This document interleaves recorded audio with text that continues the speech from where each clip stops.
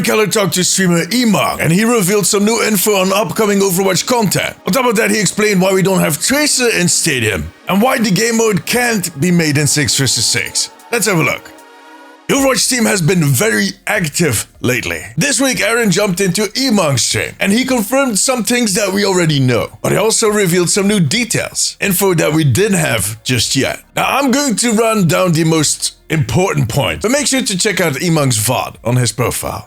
First off, they talked about the success of Stadium, which even managed to surprise the developers. Aaron explained that they expected it to hit 20%, like most of the other modes though, but it actually went up to 50%, and that is currently dropping slowly, but that is kind of what they expected to happen. Now they're looking at those numbers closely, and if necessary, they'll add more resources to the Stadium team, if that is what we like. Without, of course, forgetting about the normal game. They did recently share the roadmap for Stadium, and apparently that content kind of fluctuated all the way to the last minute. It is even still fluctuating right now. For instance, when that roadmap was revealed, they still had the plan to release every new hero in the mid-season patch of that hero's release season. But after some community feedback, when that roadmap came out, they might be stepping away from that idea and actually add more of the older heroes to Stadium first. Now, talking about those older heroes, there are quite a few players that are not interested, or at least less interested in Stadium, because their main heroes are not on the starting roster. And one of the heroes we hear a lot of people complaining about is Tracer. But it turns out that she and some others were purposely held back because they decided on this roster pretty early on in the whole development cycle. And at that point, they weren't really sure what they wanted to do with those heroes, including Tracer. It took them some time to figure out what direction they wanted to push him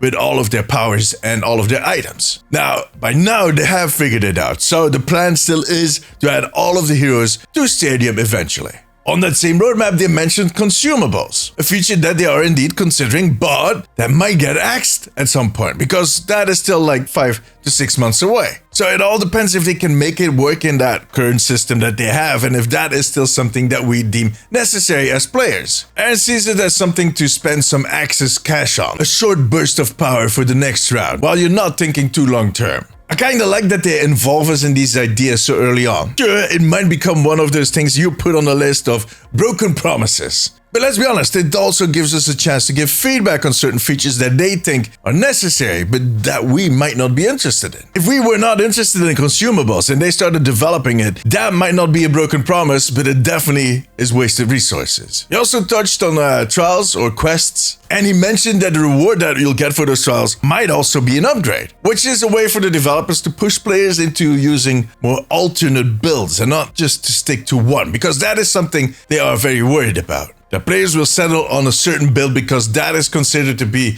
the one and only build you need to use for that hero, even if there are better options that nobody discovered yet, which I think is a very good point. I think we're already starting to see that. Thinking about ways to help us to get out of that comfort zone are going to be extremely important for the viability on the long run of Stadium. Now, they also plan to occasionally refresh all of their powers, so that is definitely going to help. A third feature we saw on that roadmap was drafts. And as I kind of assumed, it is basically a system where each team gets to pick one hero one by one. So the first tank picks a hero, the second tank picks a hero, then the first DPS picks a hero, the other team's DPS picks a hero, and so forth. Now, the reason that they're doing this is to avoid you facing a group that is kind of built of all counter picks on your team, basically. That you are completely out of luck and you end up facing a team that you'll have a really difficult time defeating. It is an extra strategic element in a game that still is very much about counterplay. In other game modes, the counterplay is fully focused on picking the heroes. In Stadium, you can kind of pivot a little away from it with the build that you use, but there's always going to be a disadvantage. There's always going to be a price to pay. However, in my opinion, that is going to prolong the setup phase way too much. It's going to take quite a while.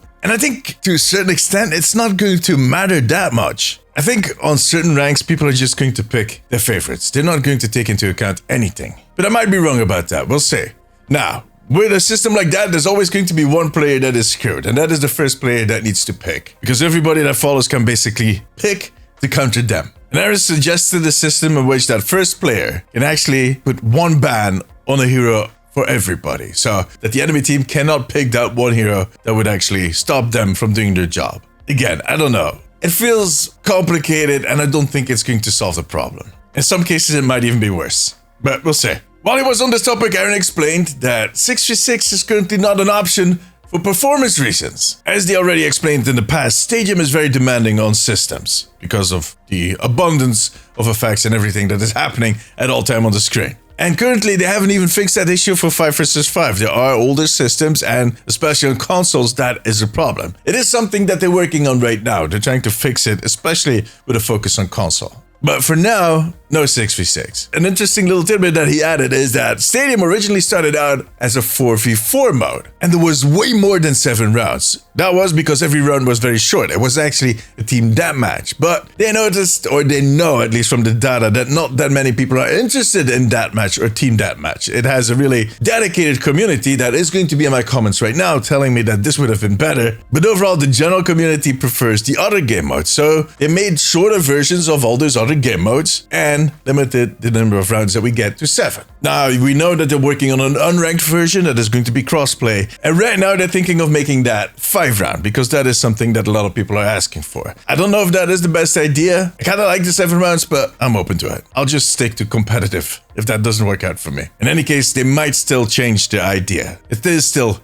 quite a while away. When it comes to that other big topic, first person versus third person perspective, Aaron actually had some data to share. He shared that 62% of all players play in third person and only 38% in first person. But I do think that number is going to go up. I think it is going to kind of level out somewhere in the middle because a lot of people still don't know how to switch from third person to first person. Actually, I made a short about it that explains it really fast. You can find it on my page. Now, currently they do not have the plan to allow us to switch from third to first and back, just on the fly with a toggle. They are, however, testing it internally, but they're not convinced that that is the way forward. They are, however, going to allow us to save and share some of our builds in the near future. That is something he confirmed again. They are worried about roll queue in Stadium because currently supports do have the longest queue times. In some cases up to 20 minutes. They're working on the replay system for Stadium that needs to be added and the endorsement system. But that one comes with a bit of a struggle. That is because of the way that their engine or the system is kind of built up and how endorsements kind of tie into that. It is all custom made, so it's not like it's just things you pop in and out. So it comes with a bit of a challenge. Let's keep it at that. Another thing that they're considering is to remove the 14,000 cash requirement for the mercy rule. So in case you're not familiar with the mercy rule, if you are losing 3-0 and you have 14,000 in cash less than the team that is leading, the game will end. You'll get mercy ruled basically. So they want to remove that cash requirement. Now that would have its own issues because there would be a lot of games that went 0-3 that potentially could be a comeback that are just being ended right there. It wouldn't give you the option to do that comeback. And trust me, it is possible. I've done it a few times already where we're 0-3 behind and we make the biggest comeback. I actually had one like that this morning. And that is because in some cases, for some heroes, for some players, the fun just starts at the 3rd round. Then they start to figure out what the big items are that they need to buy, or they have enough cash to buy the items with the biggest impact. So I can understand where they're kind of hesitant on removing that cash requirement. On the other hand, they see a lot of snowballing and they don't like it. Now, there is a little bit of news about the rest of the game and the fact that Aaron shared that they're still considering to do some reworks for some of the heroes. Those are still on the table, but they might take a little longer because of Stadium. Because now they also need to think about what they're going to do with the Stadium build. So they'll need to be a little more patient for these things to happen now. So yeah, and yet that was also Stadium related. There was a lot of Stadium talk in this whole interview, which makes a lot of sense. It is the big new feature that they added in this season. But tell me, would you like to see Stadium go 6 vs 6? Let me know in the comments. For now, however, that was it. If you like this video, give it a thumbs up. It always helps me out. I also want to thank my patrons and YouTube members. You too can become a member over on patreon.com/theomnicpost and right here on YouTube to unlock exclusive rewards. If you have a few minutes left, maybe check out one of my other videos. But above all, take care of yourself, take care of each other. Bye bye.